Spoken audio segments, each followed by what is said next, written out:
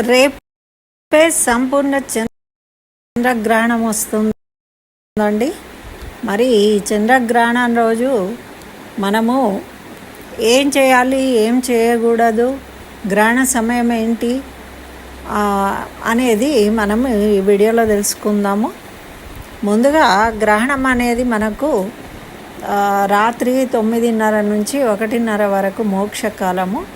ఎవరైనా పట్టు విడుపు స్నానాలు చేయాలనుకున్న వాళ్ళు 9:56 నుండి స్నానం చేసి మళ్ళీ 1:30కు చేయాలి. లేదు అంటే తెల్లవారుజాము అయిన తర్వాత చేయవచ్చు. అయితే మనము రేపు మధ్యాహ్నం 1 గంట వరకే భోజనాలు ముగించుకోవాలని మనకు పండితులు చెప్తున్నారండి. అయితే 1 గంట వరకు అంటే చిన్నపిల్లలు, ముసలి వాళ్ళు, అట్లాంటి ప్రెగ్నెంట్ లేడీస్ ఇట్లాంటి వాళ్ళు ఉన్నప్పుడు ఎవరైనా మెడికేషన్ తీసుకునే వాళ్ళు సాయంత్రం 6 వరకు ఏవైనా లిక్విడ్స్ అట్లాంటివి కూడా తీసుకోవచ్చు అని మనకు పెద్దలు తెలియజేస్తున్నారు. అయితే ఇవన్నీ ఒక ఎత్తండి. మనము ఈ గ్రహణ సమయంలో ఏం చేయాలి అంటే ఇది ఒక పర్వదినం అండి. 600 సంవత్సరాల క్రితము ఇటువంటి గ్రహణం సంభవించింది. అప్పటి నుంచి కూడా గ్రహణాలు వచ్చినాయి కానీ ఇంత సంపూర్ణ చంద్రగ్రహణం రాలేదు. ఇది ఒక పర్వకాలము. ఈ గ్రహణం వల్ల మనకేమో అవుతుంది అనే భయాన్ని తొలగించుకోవాలి. ముందు ప్రకృతిలో జరిగే మార్పులు, ఖగోళంలో జరిగే మార్పు ఇది. ప్రకృతిలో ఋతువులు మారుతూ ఉంటాయి, ప్రతిసారి చూస్తూ ఉంటాము.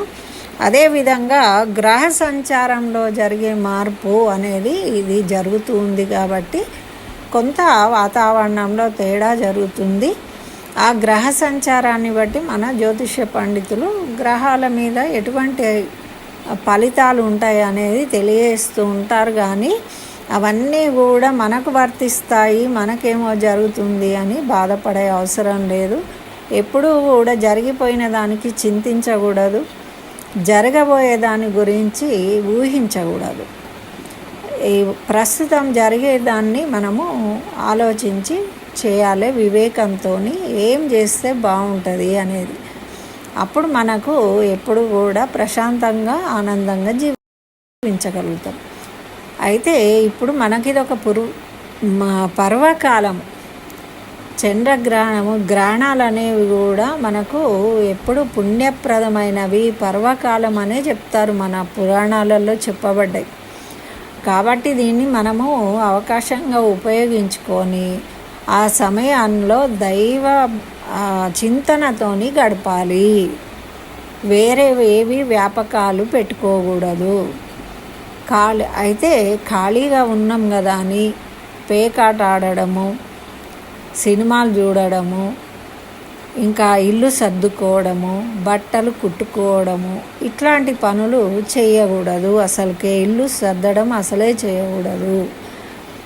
అందులో ఇది చంద్రగ్రహణము. ప్రశాంతంగా కూర్చొని చక్కగా భగవంతుడికి సంబంధించిన స్తోత్రాలు చదువుకోండి, పారాయణాలు చేసుకోండి, పాటలు వినండి. అంటే భగవంతుడి పాటలు, భక్తి గీతాలు. ముఖ్యంగా 9:30 నుండి 1:30 వరకు మాత్రము మీ ఇష్టదైవాన్ని స్మరించండి, జపం చేయండి, ధ్యానం చేయండి. ఏదైనా సరే మీ ఇష్టదైవము లేకుంటే కులదైవానికి సంబంధించిన స్తోత్రాలు పఠించండి. ఎందుకు అంటే ఈ కాలంలో కనుక మనము చేసిన దానికి మామూలుగా మనము చేసే పూజలకు 1000 రెట్ల పుణ్యము లభిస్తుంది అని చెప్తారు, పర్వకాలం కాబట్టి. అందుచేత తప్పకుండా అసలే మిస్ చేసుకోకండి. ఇది సంపూర్ణ చంద్రగ్రహణము. ఎన్నో రోజులకు కానీ మళ్ళీ రాదు. ఇటువంటి గ్రహణాలు ఎన్నో వచ్చాయి, పోయాయి, కానీ మనకు అవకాశం రాలేదు. కాబట్టి తప్పకుండా ఈరోజు మాత్రము అసలు మిస్ చేసుకోకండి. ధ్యానం చేస్తారా, తపస్సు చేస్తారా, జపం చేస్తారా, స్మరిస్తారా, భక్తి గీతాలు పాడుకుంటారా, పారాయణం చేస్తారా, గ్రంథాలు పఠిస్తారా, ఏం చేస్తారో మీ ఇష్టం. కానీ తప్పకుండా చేయండి. ఆ ఫలితాన్ని మీరందరూ పొందాలి అని నేను ఇది విషయాన్ని షేర్ చేయడం జరుగుతుంది. అందరూ గమనించగలరు, గమనించి లైక్ చేయగలరు. స్వస్తి. సర్వం శ్రీకృష్ణ చరణారవిందార్పణమస్తు.